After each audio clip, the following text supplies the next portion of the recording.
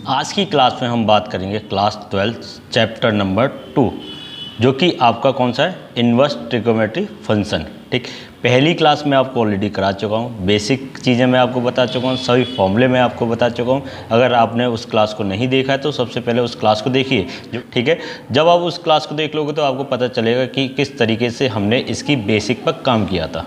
इतनी बात क्लियर।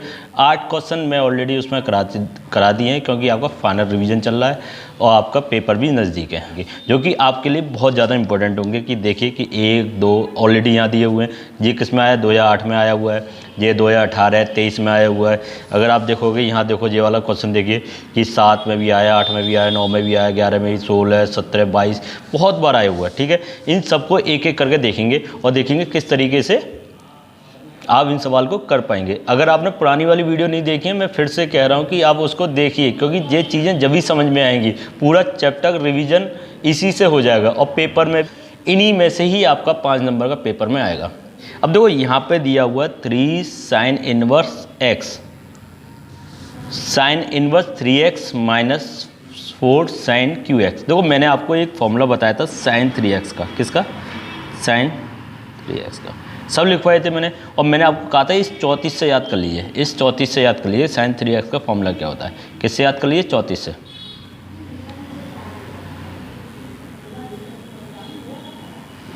किससे याद कर लीजिए, इस 34 से याद कर लीजिए। ये 34 कैसे कि सर 3 साइन x है ना, 3x मतलब x की value sine x minus 4 sine QX।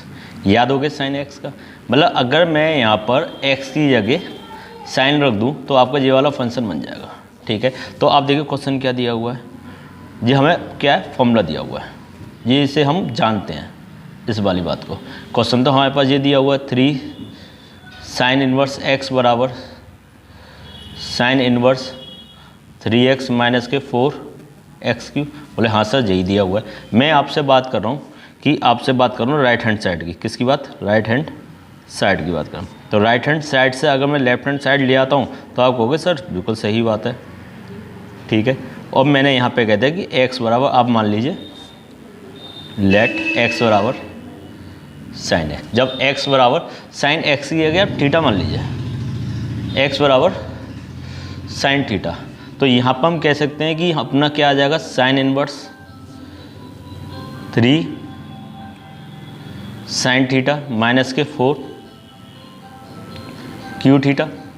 बताओ, इसको मैं ऐसे भी लिख सकता हूँ साइन इनवर्स, ये अपना क्या था, ये वाला तो फॉर्मूला बना है ना, 3 साइन थीटा माइनस के 4 साइन क्यू थीटा। साइन है ना, क्या बना, 3 साइन x माइनस के 4 साइन x, मतलब x ये थीटा है, बस आपका क्या बन गया, साइन 3 थीटा, साइन 3 थीटा। बताओ, देखो यहाँ से आ गया, बस यहाँ पे x ये क्या है, थीटा दिया हुआ है। तो अपना 34 से याद हुआ कि ये साइन 3x का फॉर्मूला बनना है। साइन से साइन क्या बचा, 3 थीटा। अब थीटा की वैल्यू आपको कहीं से मिल जाए वैसे ही आपका काम बन जाएगा। उसके लिए आप यहाँ आइए, आपने x बराबर क्या माना है, साइन थीटा, तो थीटा इज इक्वल टू, तो ये साइन इधर की साइड जाके क्या हो जाएगा, इन्वर्स में। किस में हो जाएगा भाई, इन्वर्स में। तो क्या आ गया, थीटा बराबर साइन इन्वर्स, तो आपने यहाँ पे वैल्यू पुट कर दिया 3 साइन इन्वर्स x। और यही तो अपनी क्या है, लेफ्ट हैंड साइड, यही क्या भाई, लेफ्ट हैंड साइड। क्लियर हो गया होगा। यहाँ पे आपको मेंशन करना पड़ेगा कि theta is equal to sine inverse x। ठीक, अब इस वाले को देखिए, अब यहाँ से आपका गेम शुरू हुआ है। यदि साइन इनवर्स 1/2, तो आप बताइए क्या ये tan इनवर्स x के बराबर है, और गिवन है तो सीधे सीधे आपसे कह रहा है x का मान बताइए। अब देखिए 18 में आया, 23 में आया है इंपॉर्टेंट क्वेश्चन नहीं है, बताओ है या नहीं है।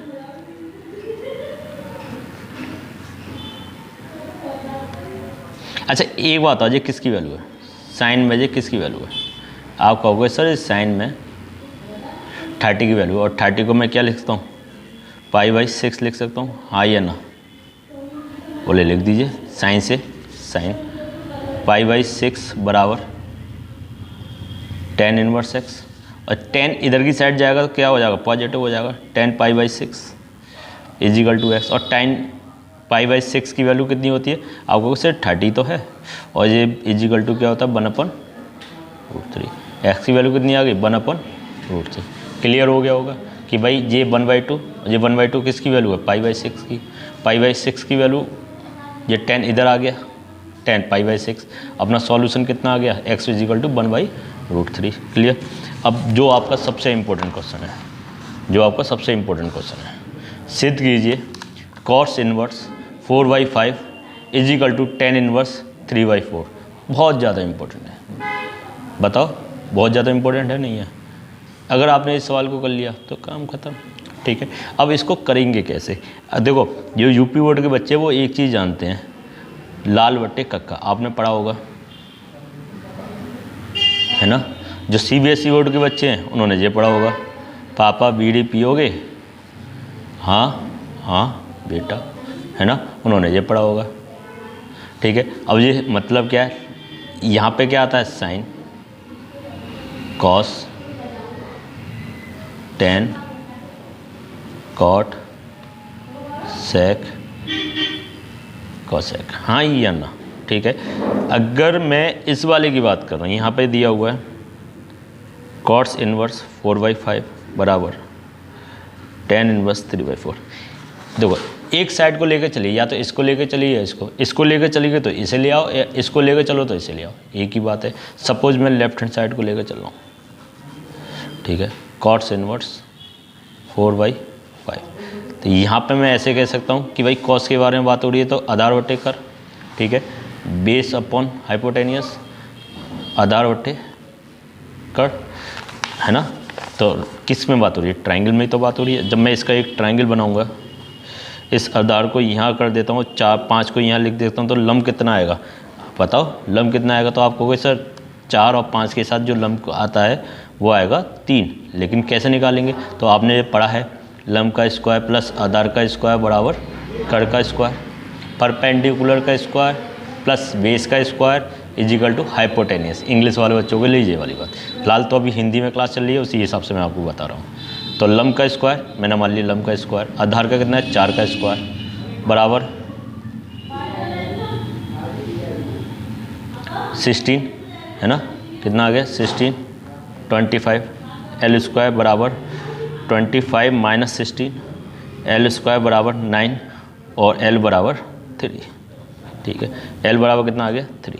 ठीक है, अब मुझे क्या चाहिए, मुझे क्या चाहिए, tan चाहिए। क्या चाहिए, tan चाहिए, tan x, इसी वाले में जो कि tan क्या होता है लंब बटे आधार, लंब बटे आधार। ये क्या है लंब बटे आधार, लंब कितना है 3 और आधार कितना है 4।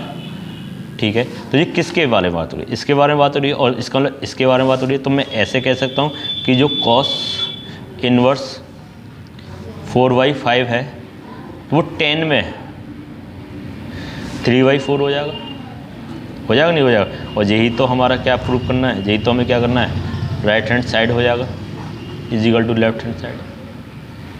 क्लियर हो गया होगा। बताओ ऐसे सवाल इंटरचेंज करने वाले बात आएगी तो आप क्या करोगे, सॉल्व कर दोगे या नहीं कर दोगे, आओगे कहीं कर देंगे सर। ठीक है, सवाल नंबर अगला करेंगे जो कि बहुत ज़्यादा इंपॉर्टेंट है।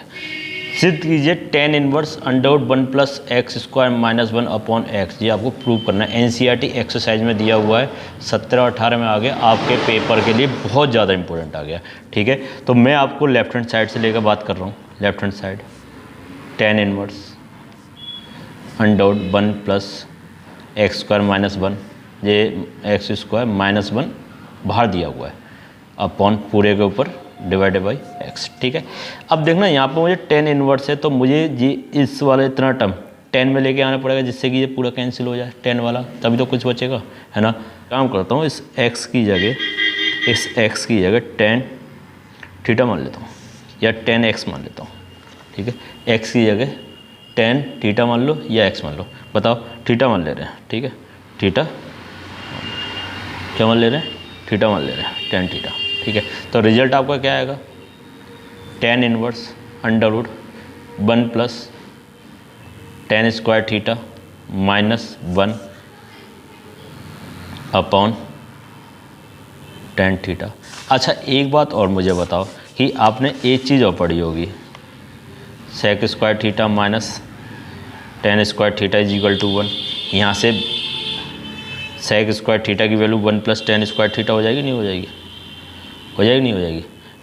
1 प्लस टेन स्क्वायर थीटा किसकी वैल्यू? सेक स्क्वायर, और उस पर भी अंडर रूट लग रहा है ना, है ना। यहाँ पर 1 मान लो। अब हम कहेंगे समीकरण नंबर 1 से टेन इनवर्स, भाई इसकी जगह मेरा क्या है? Sec square theta -1 upon tan theta, हाँ या ना। अब मैं इसे ऐसे कह सकता हूँ कि टेन इनवर्स ये क्या है? Sec theta -1 upon tan theta. अब देखो, अब मुझे कुछ भी समझ में नहीं आ रहा कि अब करना क्या है। जब कुछ भी समझ में ना आए तो आप क्या करिए, जितना भी हो सकता है उतना सॉल्व करिए। सेक को क्या लिख सकता हूँ मैं? 1 अपॉन कॉस थीटा -1। इसको क्या लिख सकता हूँ? Sign theta upon cos theta. ठीक है, यहाँ से एक चीज़ समझ में आ रही है कि एलसीएम ले लूँगा तो कॉस से कॉस ख़त्म हो जाएगा, है ना। Tan inverse 1 minus cos theta upon cos theta और sine theta upon cos theta, है ना। कॉस से कॉस ख़त्म, क्लियर। अब टेन इनवर्स क्या बचा? 1 माइनस कॉस थीटा और यहाँ पे क्या बचा? Sine theta. अब कॉस के साथ जब भी 1 आ जाए तो आप कॉस ख़त्म करिए। इसके लिए मैंने आपको 3 फॉर्मूले ऑलरेडी करा दिए थे, कॉस के 3 फॉर्मूले कराए थे। ध्यान से सुनो कि cos theta is equal to क्या होता है? 2 कॉस स्क्वायर थीटा बाई 2 -1। एक मैंने आपको कराया था cos theta is equal to 1 minus 2 sine square theta by 2। ठीक है, अब यहाँ पे क्या दिया हुआ है? 1 minus cos theta, 1 minus cos theta. और 1 माइनस कॉस थीटा कहाँ से आएगा? यहाँ से आएगा। कहाँ से आएगा? यहाँ से आएगा। इस कॉस को इधर ले जाओ, ये वाली लाइन किधर आ जाएगी? इधर आ जाएगी। 2 sine square theta by 2 minus is equal to 1 minus cos theta. Clear? यहीं से तो आया, इस वाले फॉर्मेट से। तो मैं यहाँ और एक फॉर्मूला और याद कर लीजिए यार। साइन थीटा की वैल्यू कितनी होती है? 2 sine theta by 2 cos theta by 2। जिन बच्चों ने पुरानी क्लास देखी होगी उनको ये चीज़ें क्लियर समझ में आ रही होंगी। हाँ सर ने आप यहाँ पे बताई थी। अब इसमें देखिए कि मैं टेन इनवर्स इसकी जगह क्या लिख सकता हूँ? 2 sine square theta by 2, 2 sine square theta by 2, बताओ। और साइन थीटा की जगह क्या लिख सकता हूँ? 2 sine theta by 2 cos theta by 2। ठीक है, 2 से 2 कैंसिल, साइन थीटा से एक साइन थीटा, क्या बचा अपने पास? क्या बचा? बचा गया एक तो टेन इनवर्स बचा। क्या बचा भाई? Tan inverse. क्या बचा? टेन इनवर्स बचा। और एक यहाँ पर क्या बचा? साइन थीटा बाई 2 बचा। एक साइन थीटा बाई 2 बचा, एक कॉस थीटा बाई 2 बचा। अच्छा नहीं बचा यहाँ से ये वाला कॉस। ठीक, इसको साइन अपॉन कॉस क्या लिखा जा सकता है? टेन लिखा जा सकता है। मैंने कहा ना मुझे टेन बनाना ही पड़ेगा। ये ख़त्म हो गया। क्या बचा अपने पास? 1/2 थीटा। अब थीटा की वैल्यू कितनी होगी? आपको क्या बताया था मैंने? x बराबर क्या कहा था कि टेन थीटा रख दो, x बराबर टेन थीटा रख दो, ऐसी तो बोला था। तो थीटा इज इक्वल टू क्या आ जाएगा? टेन इनवर्स x आएगा, नहीं आएगा? तो अब थीटा की जगह क्या रख देंगे यहाँ पर? 1/2 थीटा की जगह टेन इनवर्स x। ठीक है, ये अपना क्या है? Right hand side. उम्मीद करता हूँ कि आपको समझ में आ गया होगा। अगर नहीं आया तो वीडियो को थोड़ा सा रोक कर समझिए, स्टेप बाय स्टेप अपनी कॉपी में नोट करते चले आइए और उसको अच्छे से समझिए। क्लियर? सेकंड चैप्टर में जितना भी मैंने करा दिया उतना आप अच्छे से कर लीजिए, है ना। बहुत अच्छे से कर लीजिए, पेपर में बहुत ज़्यादा इंपॉर्टेंट है आपके लिए। अगली वीडियो में हम बहुत जल्दी मुलाकात करेंगे एक नए चैप्टर के साथ। जब तक के लिए हंसते रहिए, मुस्कुराते रहिए और वीडियो देखते रहिए। और वीडियो को ज़्यादा से ज़्यादा शेयर करिए।